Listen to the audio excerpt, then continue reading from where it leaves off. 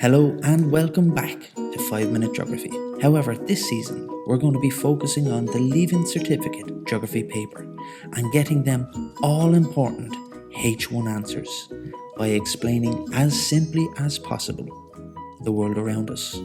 So, whether you're a student gearing up for exams or a teacher looking for extra resources, you're in the right place. So, subscribe to stay updated and let's tackle this course together. Tertiary economic activity.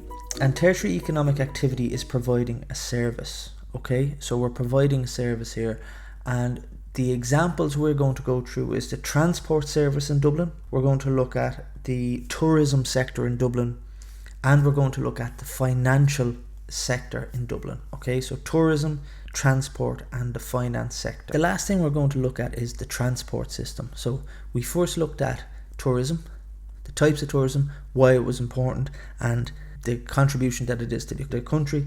We looked at then the financial sector, particularly focusing on the IFSC in Dublin. Lastly, we look at transport, and Dublin is the core economic region and it is the focus of national roads and rail. So there's an old saying, all roads lead to Dublin. Dublin is the focus point of all road and rail transport. You have the M1, you have the M2, which radiates towards the city, and then you have the M50 that gives a semicircular loop around the city, connecting all the major routes. Okay, you have two railway stations, Houston and Connolly, and just a little background on the transport system, because they tend to ask you for the development of the transport system. Until recently, we're saying that the infrastructure was poor, which it was. It tended to be mainly a car culture. Okay, car is the main mode of transport. In 1995, the Celtic Tiger started, and it brought a huge increase to the car culture. And traffic speeds went from 22 kilometers an hour to 14 kilometers an hour during rush hour. So literally, you doubled the time it took you to get into Dublin. However, in 2008, we began some improvements in the transport system. A couple of the improvements is we had the DART, the commuter rail that runs all along the coast from Malahide to Greystones. So that's taken people off the road. We built two Lewis lines connecting Tallaght and Breeds Glen to the city centre, and again they're still not yet connected to each other, but they will be hopefully soon. And again, that's taken people out of the cars and off the road. Dublin Port Tunnel was a huge one because all the trucks, all the roll-on, roll-off trucks were going on the M50 and had to go through Dublin City in order to get to the port.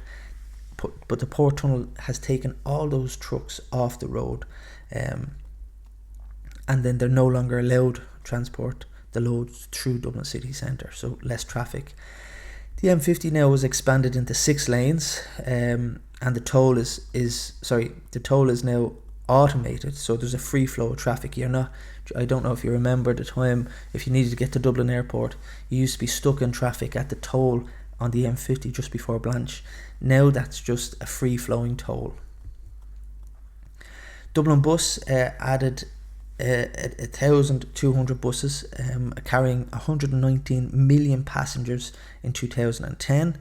They have QBCs. Now you're going to see this a lot. QBCs, quality bus corridors. We don't call them quality bus corridors, we call them bus lanes. But these QBCs have improved journey times. In order to get into town, you're very unlikely going to drive because the traffic is mental. You're best getting the bus into town because you can go straight up those bus lanes and avoid all the traffic. 12,000 taxis are operating in the city, and again they're allowed to use these bus lanes. And bicycle lanes have been developed for bike rental schemes. Don't forget the bike rental scheme in Dublin Bike, and there's 60,000 people in 2016 signed up for that. Also this new Transport for Ireland scheme, where they're trying to work out what's a best way to give a better service.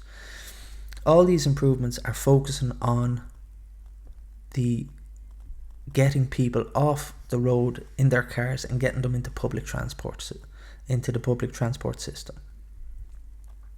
Okay, so there's the three tertiary, tourism, transport, and the financial sector. The exam question came from the 2012 exam papers, and it says discuss the factors that influence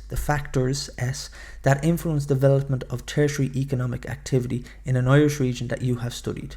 Okay, so you're looking at the tertiary economic activity in Ireland, and what are the factors that influenced the development? What was it once like? What is it like now?